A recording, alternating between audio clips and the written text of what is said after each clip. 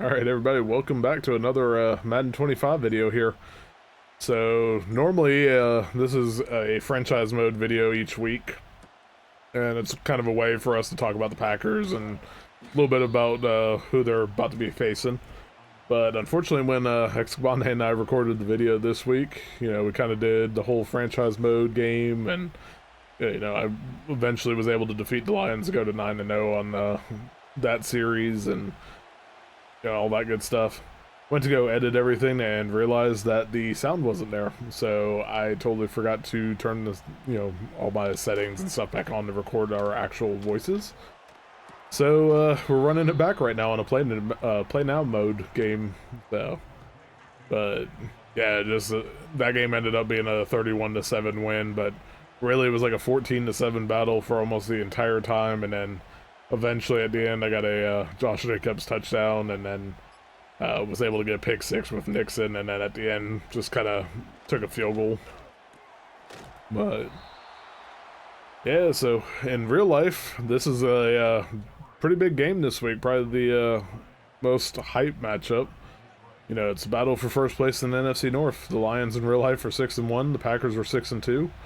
And it's supposed to be a really rainy game. When I checked weather.com earlier today, it was like a 97% chance of rain, which I don't even know if here in Florida it got that high during hurricanes going through. So that's going to be an interesting thing to watch this week.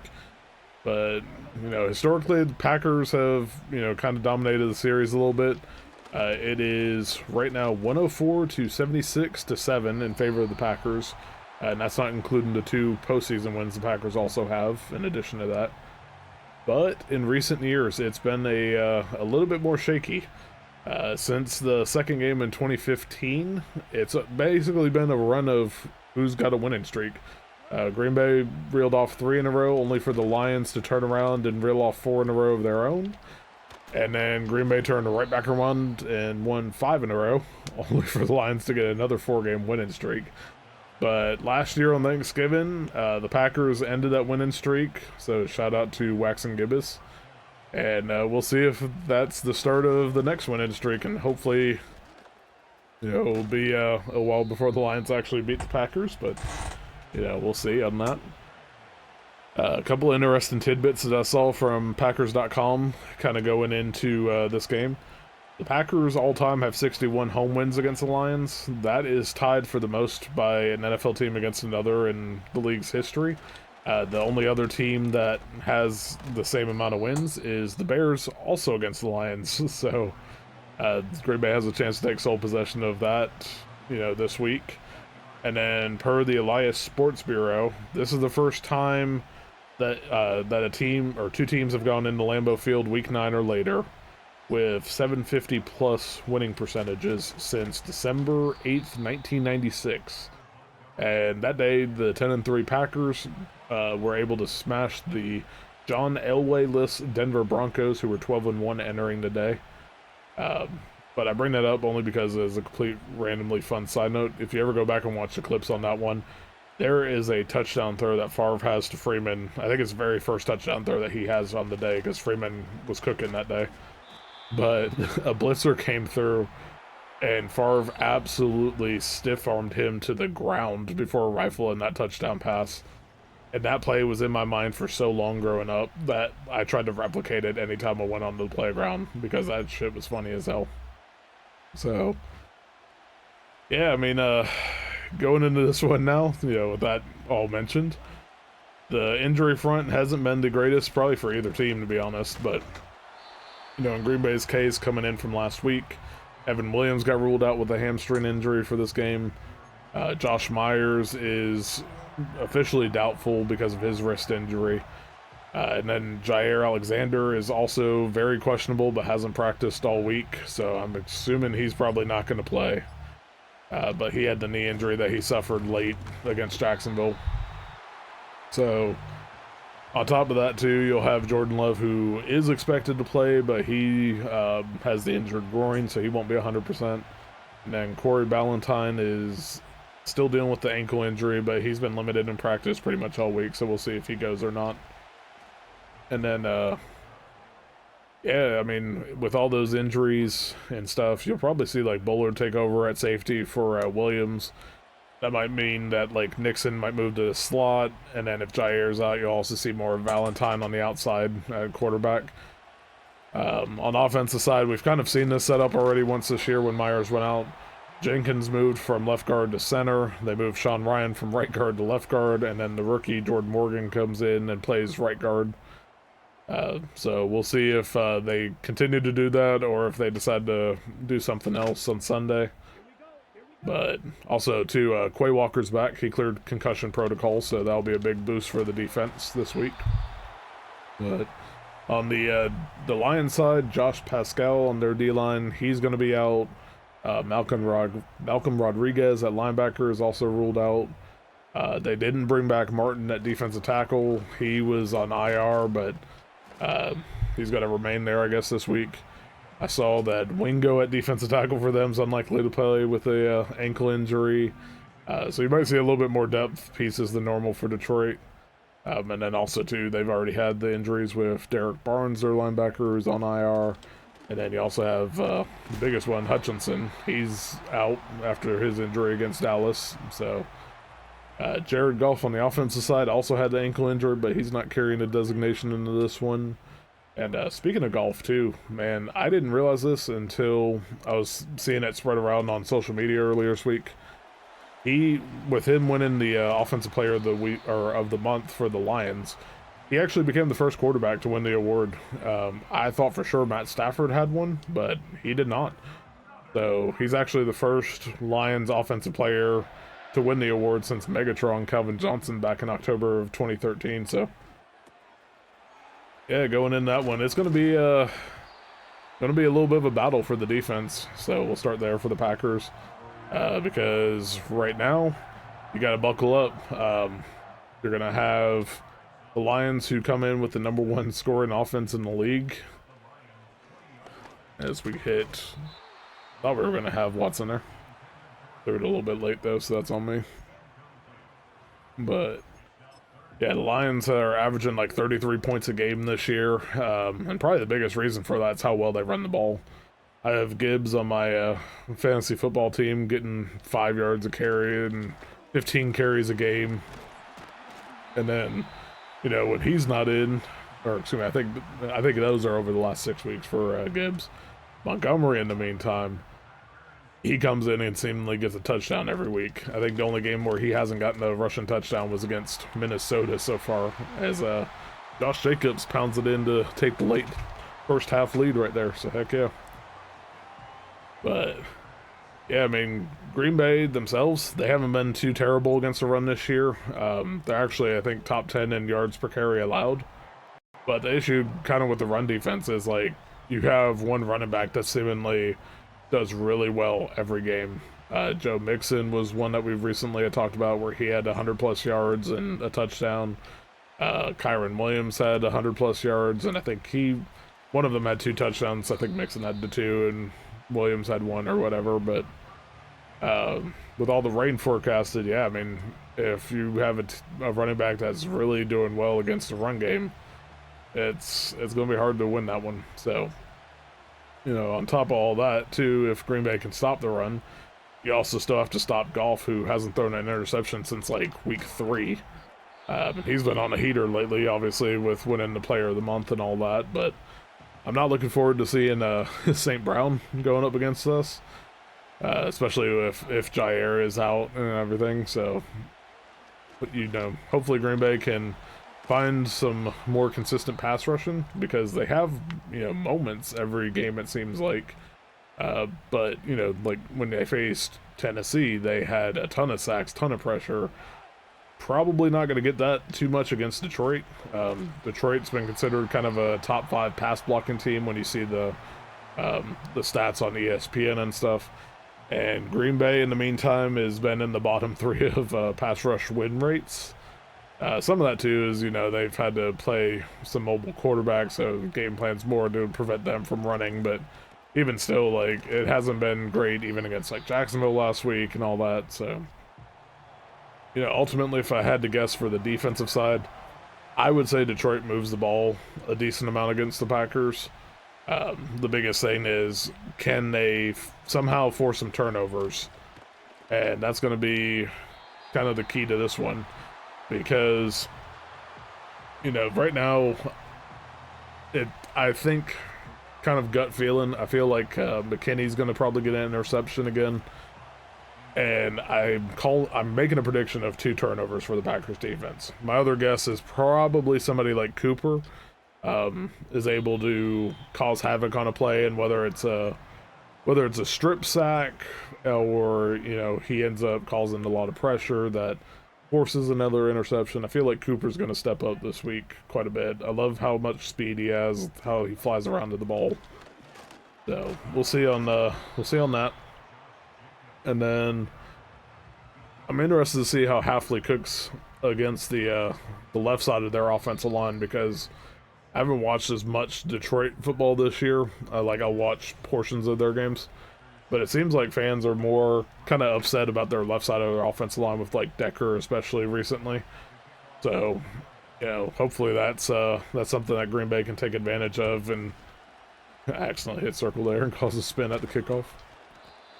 But yeah, and then going on the offensive side of the ball, Green Bay knows how to score too. I mean, they're 6th place in the scoring offense in the league right now. But again, Jordan Love's banged up this week. It's going to be a running game anyways, more than likely, with all the rain. So kind of comes down to Josh Jacobs in the offense more so than anything. And Detroit, when it came to run defense early in the season, man, they were shutting down pretty much everybody. In the first 5 weeks of the season, the only team that they gave up more than 100 yards to was Seattle. And, you know, since all the injuries and stuff have started to take place, you're starting to see kind of that slipping away a little bit.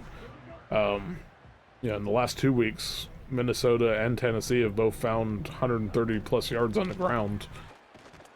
And then, you know, in Minnesota's case especially, because we were watching those clips a little bit more since that game was on the same time as the Packers that week. But, you know, Minnesota averaged like 6.5 yards a carry against the Lions, which, you know, is something that was interesting for us. But, you know, in the meantime too, Green Bay's pass or run blocking hasn't really been fantastic either. When you see some of the stats for stuff like that, Green Bay's near the bottom. I think they're around like 25th in run block win rates.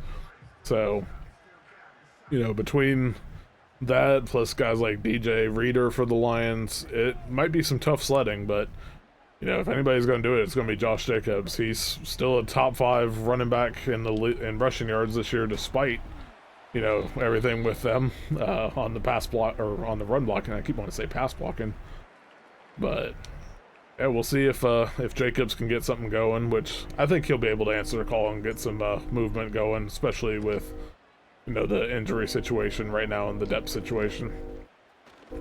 But on top of the running game, you know, Green Bay's offense likes to well, hopefully that's not the case in real life, but we'll substitute Wilson in the meantime.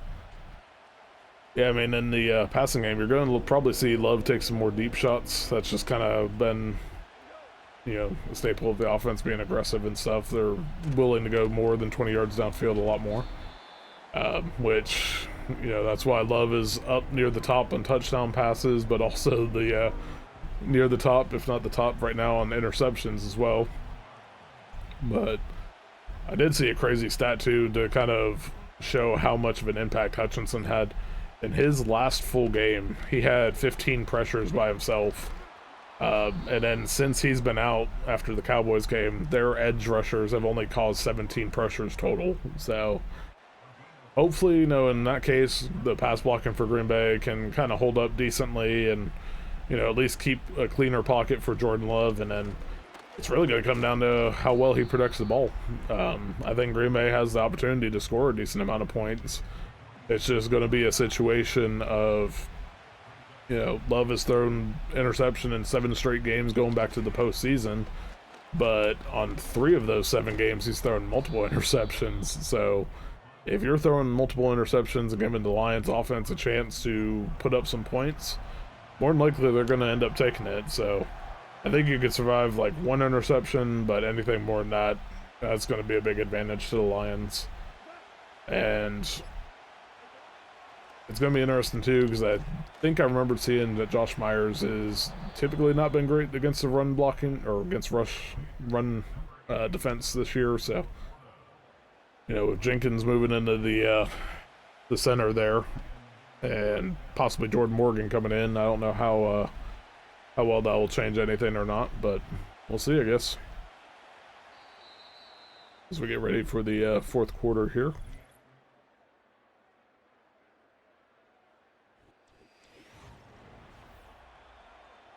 But yeah, if I had to take an actual like guess on this game, I think Detroit's probably still the favorites. They're one of the best teams in the league right now. I would guess that it's going to end up with like a close score, like 30-27, and that's going to be kind of my prediction for the Lions winning. I think they'll probably be up closer to 2 scores throughout the game because of turnovers and stuff, but eventually Green Bay kind of makes a little bit of a rally, just not enough time to do it. But, you know, I mean, if Green Bay wants to win on a walk-off field goal for the 3rd straight week, I'll be perfectly fine with that outcome too, as we go into the bye week next week.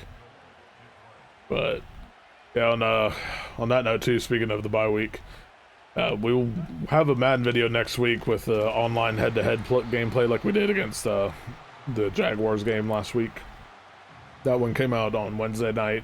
Shooting for the same thing again midweek. Just really depends on work. And yeah, we'll see how that goes. But there won't be a preview video next week since there's no Packer game. We'll pick that one back up when they take on the Bears for week 11. Yeah, week 11. So hard to believe we're already getting toward the double-digit weeks now. But yeah, and then in addition to football, yeah, hopefully everybody had a safe and happy Halloween. You know, over in our area, this was actually the first time I got to go real trick-or-treating with my daughter, because she's now getting to that age where, you know, she's starting to understand that she can go knock on doors and stuff like that and say trick-or-treat and get candy and all that with us watching. Last year we went to like some city event, and you know, it was just kind of walk around sponsor booths and get candy. But yeah, so that was a lot of fun. You know, it was like we went to some houses where they had some treats for the adults too. So I definitely don't remember doing Jello shots while trick-or-treating when I was younger, but that was a fun time on Thursday. Oh man, did I get a holding call against me? Is that why I broke free? Damn it. Not what you want while you're trying to seal the game there. But let's see if I can get a 2-minute warning and get a first down to seal it. But yeah, I mean, got to go as a little skeleton for Halloween, because by the time I got a costume, everything was picked through, so got the nicest, most comfortable pajama set ever. And there we go. Big run. Let's go. Wish I could have kept that inbounds though.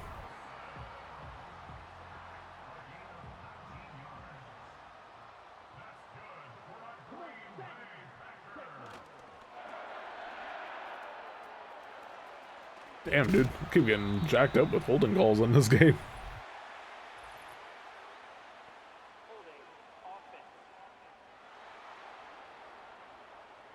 But yeah, and then you know, outside the Packers on football this week too, I wished that the Bears-Cardinals game was a 1 o'clock game, because that's gonna be a good game to see how the Bears bounce back after, you know, the Hail Mary loss to Washington.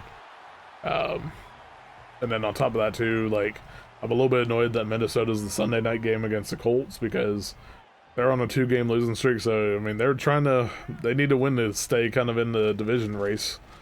But I'm going to be stuck having to go to bed early because of work, so that's not going to be fun. But you know, obviously I hope that everybody in our division loses except Green Bay. So I think outside of that though, probably the 1 o'clock sites are going to be mostly boring. I'm going to end up watching more of Bills Dolphins, which could be a pretty decent matchup. And then Cowboys Falcons is the other game that we have here. So that will be interesting to see how Dallas responds. Are they going to, you know, stay alive in the playoff race? Which, I mean, I guess they'll still be alive technically either way, but... Damn. Should let the clock run down a little bit more, shouldn't I? Oh, man. Everything's moving weird. See if I can nail a clutch field goal here to make them have to go downfield.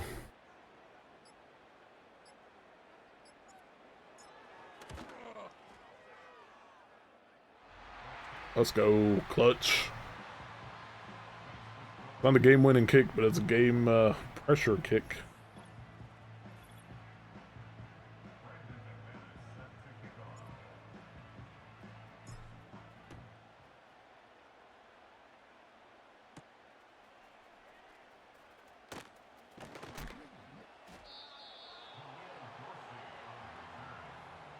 But let's see if I can stop this here at the end real quick. 42 seconds.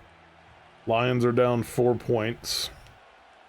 I'm going to take over as Cooper, trying to watch out for the running back spilling out. Lions don't have any timeouts, so 22 seconds left.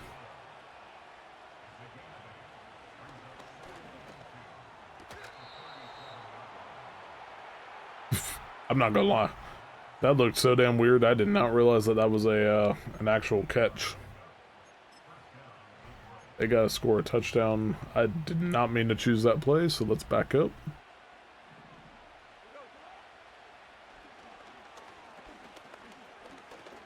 Sack him! Let's go! That should do it. Let's go. Well, that is not a pretty score. That was not a great game, especially compared to my franchise mode one, but yeah, a dub's a dub. And if Green Bay does that, they'll be 7-2 going into the bye week on top of the division lead. So, or on top with the division lead, excuse me. I threw 10 yards with Jordan Love. What the absolute hell was I doing?